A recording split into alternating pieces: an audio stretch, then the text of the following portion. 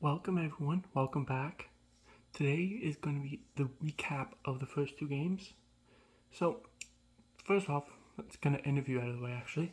I asked my friend Dallas, who's a Oshawa Generals, huge fan of the Oshawa Generals. I asked him a few questions, just talking about the first two games, what he's seen in them that is putting Oshawa in this 2-0 deficit. They gave up 6 goals in each of the first two games. They did score 4 goals in the period of last game, this game too, but other than that, the offense just hasn't been there. Their defense has been struggling in their own zone. So what's really going on?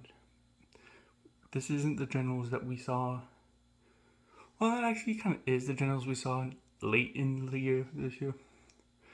And this being the game 3 tonight, being the 15th time we've seen them, I just want to get I think another the guy's problem opinion and is the see what Gens else he have had to say too weak about defense, that. and Kingston's So, offense is too without further strong. ado, I here's think the Kingston what he had to Frontenacs say have about put up a few a big questions. offensive effort thanks to their top line, and the Gens defense is just too weak. With the Gens returning home for games 3 and 4 starting tomorrow, I do expect to see, thanks to the home ice advantage, more offense. The way Levi Miralainen has been playing, I don't expect much. Hopefully Patrick Lever can recover from the offense that Kingston put up in game 2. And I hope the home crowd advantage actually goes to the Gens' legs and helps them out. With tomorrow being the 15th time Oshawa has seen Kingston this season, I did expect the physicality that they have put forward, especially from the defense of Lucas Perrick and Jake Murray. And with Matthew Hill and David Jesus putting up offense or defense from that end, I did come to see the physicality coming. Yes, the Gens showed life in game 2 in the third period, scoring those 4 goals. I would say hopefully they don't think about the last two and think about this as a fresh start, being back on home ice. Yes, they can think about the four goals they put up, but I don't expect them to. Maybe they will. Hopefully it doesn't go to their head. Kingston is a tough team to face, especially with their top line and their goaltending tandem. But Oshawa also has the goaltending with Patrick Lever and their top line of Tullio, Harrison, and Olafson, hopefully. So we will see what happens tomorrow.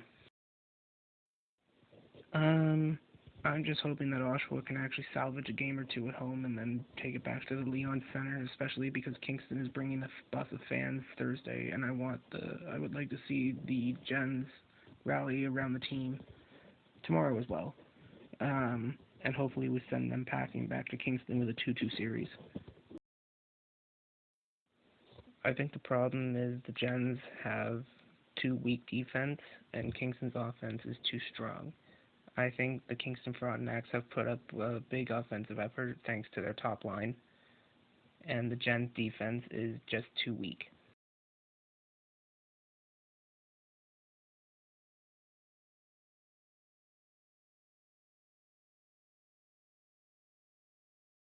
Hi. So that's what he had to say, which I do agree with a lot of what he's saying. But one thing I did talk about was the power play for the Generals. They opened the series up. The, in game 1, they had 5 penalties and scored on none of the 5 power plays. They dominated the faceoff zone, which is kind of rare for the Oshawa Generals. But they also held the Kingston Frontenacs to such a low amount of shots compared to what they usually give them. But game 1, you see them get destroyed 6-1, and you're kind of like, okay, this is kind of like what we expected with Kingston, just their great offense just taking over. But defense, the Generals didn't have 10 shots in a single period. The highest was their first period with 9. So if you want to be able to score a lot of goals on Levi line, you need to pepper him shots. You need to get traffic out in front. That you just didn't see in game 1. However, in game 2, they were a bit better, definitely better, way better in shots with when they outshot them 37-20 in the whole game, but they just weren't showing like life in the first period. They let up 3 goals in the first, one in the second, and 2 in the third. Now, they did have a power play goal that game, but it came in the third period. All 4 goals in the second game came in the third period, and I just don't know. Yes, you. It's like, yeah, he scored 4 goals. Just bailed off that momentum, but they also gave up 2 goals. So, like as Townsend, I do agree. They should not be thinking about the last 2 games. This is game one. Let's just say. Yes, it's not even the best 3. They need to win, and in order to do that, they do need this home crowd to be a home crowd, and that's what I think I'll feel when I'm actually at the game is a lot of energy coming from the crowd, and that's what I like about the Oshawa Generals fans. So, what I've seen with the Oshawa Generals is the lack of defense in their own zone, defensive zone turnovers.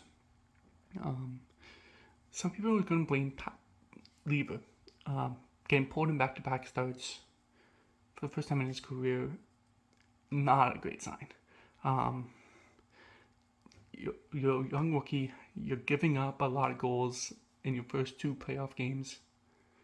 That could rock your confidence. One thing I don't agree with Dallas is Lever probably will get the start because he's just been that solid throughout the whole season. But I think Papazackas should get the start because I think it's just Lever isn't. Yes, Papazackas hasn't been great in the series either. After getting put in relief, it kind of, I don't know how you can take that. So after getting pulled in back-to-back starts, Lever just, I don't think, has the confidence right now that you see. You saw that after the trade deadline this year, that lack of confidence really can get to a goalie, and that's what I think happened to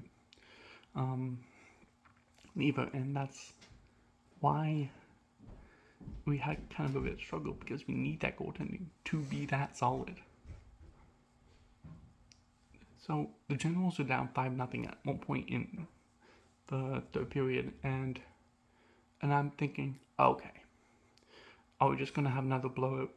But no, they did battle back, 5-2, 5-3. Then they scored, I believe, but I don't have memorized. But I do think that this is one of the